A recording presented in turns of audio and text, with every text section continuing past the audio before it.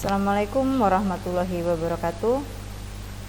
Alhamdulillahirrabbilalamin, kita dapat melaksanakan kegiatan PJJ khususnya untuk kelas 10 IPA 1 sampai IPA 5 dan IPS 1 beserta sampai dengan IPS 3, di mana untuk minggu ini kita akan melaksanakan kegiatan PJJ kita terkait dengan informatika, di mana sebelumnya kita sudah ngebahas di modul 1 terkait dengan Microsoft Office di KD 3.1. Di situ kita telah ngebahas salah satunya Microsoft Office keterkaitan dengan pengolah kata. Dan untuk saat ini, untuk minggu ini, kita akan melaksanakan kegiatan PJJ Informatika keterkaitan dengan aplikasi Microsoft Office dengan program pengolah data atau pengolah angka, yaitu program Microsoft Excel. Untuk selanjutnya akan kita bahas bagaimana tutorial supaya kita bisa melaksanakan kegiatan mengaplikasikan Microsoft Excel. Oke? Next, selanjutnya. Assalamualaikum warahmatullahi wabarakatuh. Alhamdulillahirrabbilalamin. Di pertemuan yang ke-10 kita masih di KD yang sama, yaitu di KD 3.1 terkait dengan teknologi informasi dan komunikasi. Di situ kita masih di Microsoft Office.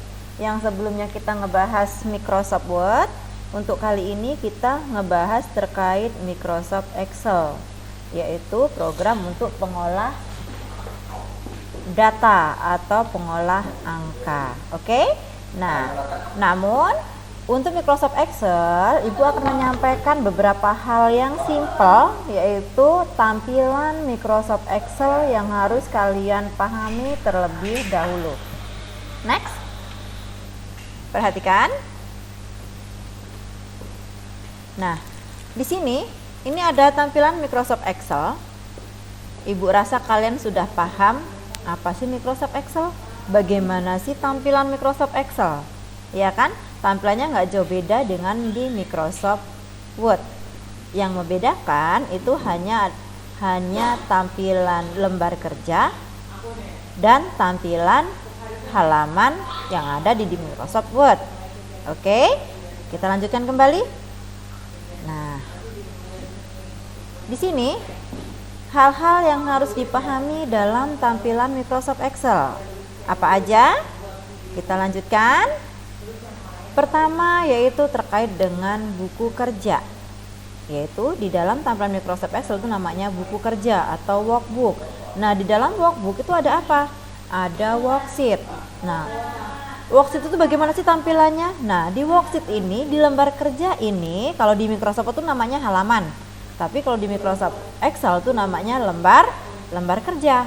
Nah, lembar kerja ini ada beberapa bagian, yaitu ada baris atau row, ada kolom, ada sel, dan ada rank. Nah, untuk lebih jelasnya kita menuju ke slide selanjutnya. Nah, di sini perhatikan. Ini tampilan Microsoft Excel untuk lebih lanjut. Nah, yang Ibu sampaikan tadi, yang keseluruhan ini namanya adalah buku kerja, makanya dia tampil books. Nah, lembar kerjanya apa? Lembar kerjanya ada yang di dalam ini. Ini namanya lembar kerja. Nah, di dalam lembar kerja ada apa? Ada kolom. Kolom yang mana? Kolom dilambangkan dengan huruf abjad. Nih, huruf abjad ini namanya kolom. Nah, untuk baris yang mana atau row? Yaitu angka yang terlihat secara menurun nih. Ini namanya baris. Nah, untuk lebih jelas, Ibu tampilkan Microsoft Excel-nya ya. Nah, ini tampilan Microsoft Excel. Ini adalah latihan yang akan kita pergunakan nanti. Nah, sekarang perhatikan. Ini sheet. Nah, yang Ibu sampaikan tadi, ini adalah lembar kerja. Nah, kolom yang mana sih, Bu? Kolom tadi ini kolom. Nih. Ada huruf A, huruf B, ini namanya kolom. Kalau ditanya pengertiannya, kolom itu apa? Huruf abjad yang terlihat secara vertikal atau tegak. Nah, Kok vertikal sih Bu? Di sini kan hurufnya kan terlihatnya sih dia secara mendatar, terlihat secara mendatar. Tapi kok Bu Sri menyebutkan dia secara vertikal? Karena pemisah antara kolom ini terlihat secara vertikal atau tegak. Nih misal kolom B ke kolom E ini dipisah dengan garis. Nah kalau garis kalian sorot seperti ini, kalian geser, ini kan dia tegak. Nah inilah yang namanya kolom. Oke. Nah terus kalau baris yang mana? Baris itu adalah angka yang terlihat secara menurun, namun pengertiannya yaitu angka yang terlihat secara mendatar. Kenapa dia mendatar? Karena baris pemisah antara baris satu baris ke selanjutnya ini adalah menurun. Oke, bisa dipahami? Nah, terus ketiga itu adalah sel. Mana sih sel? Yaitu sel itu adalah pertemuan kolom dengan baris. Misal nih, Ibu aktif di sini. Berarti dia sel apa? Sel D3. Ada tandanya tuh. Di baris formula ini ada namanya di name box itu ada petunjuk D3 kolom D baris ketiga, namanya sel D3. Oke. Nah, terus selanjutnya ada yang namanya rank. Apa sih rank? Rank itu adalah kumpulan sel. Kenapa disebut kumpulan? Karena dia pertemuan beberapa sel, pertemuan lebih dari satu sel. Contoh nih Bu buat seperti ini. Nah, ini namanya kumpulan. Ya, rank. Nah, kalau ditanya ini aktif di sel apa? Sel apa? Jawabnya aktif di sel. Kalian lihat di pojok kiri atas di sini. Ini kolom C baris ketiga. Namanya sel C3. Sampai dengan dilambangkan dengan titik 2 ya. Nah, sampai dengan mana? Kolom E, lihat pojok kanan bawah. Kolom E baris ke-17 di sini. Nah, jadi dia namanya aktif di kolom C3, sel C3 sampai dengan E17. Jadi nulisnya begini. C3 sampai dengan dilambangkan dengan titik 2. Sampai dengan apa? E17. Nah, ini bacanya rank, ya kan? Nah, oke. Bisa dipahami semuanya? Nah, sebelum kita melanjutkan ke lebih lanjut terkait formula, pemanfaatan formula, Ibu akan menyampaikan materi dasarnya dulu, yaitu dasar dulu. Kenapa dasar?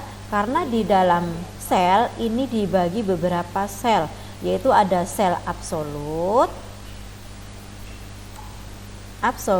dan sel relatif. Nah, di sini ya Nak ya, nih perhatikan. Oke, nah ini latihannya. Ya, di sini nih sel relatif, sel absolut, ya kan? Nah, perhatikan di sini. Nah, oke, Ibu format dulu ya. Nah, nih, ini logikanya nih. Sel relatif itu adalah sel standar.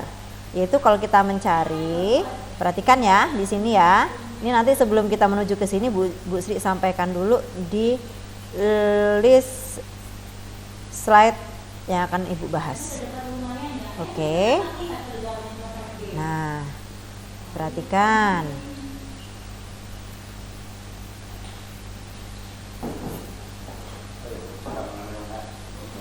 Oke ya.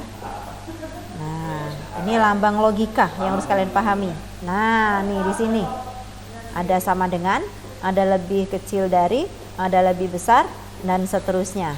Dan ada operator logika. Ibu kembalikan lagi ya. Nah, di sini. Nah, ada operator logika. Nah, perhatikan. Nah, di sini ada operator, itu ada perkalian. Kalau perkalian dia dilambangkan dengan bintang. Ya. Perkalian itu dilambangkan dengan tanda bintang. sedangkan penjumlahan itu dilambangkan dengan tanda plus, pengurangan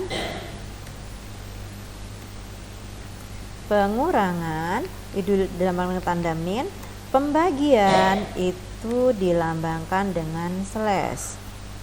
Nah, begini. Oke ya. Nih, pembagian. Nah, kalau pangkat apa pangkat? Pangkat itu bisa dipakai dengan tanda caping. Nah, seperti ini. Nah, di sini contoh nih untuk acuan relatif. X, Y. X dikalikan dengan Y. Angka 5 dikalikan dengan 15, sel pertama. Cukup kalian buat pelaksanaan kegiatan formulanya. Ingat, setiap pengetikan rumus selalu diawali dengan tanda sama dengan. Nah, kalian sorot ini X kali Y. Sorot X-nya di mana? Nah, kali yaitu bintang dengan angka Y. Y-nya di mana? Di sini. Jadi sel ini bukan kalian ketik, cukup kalian sorot pakai mouse boleh, atau kalian geser pakai tanda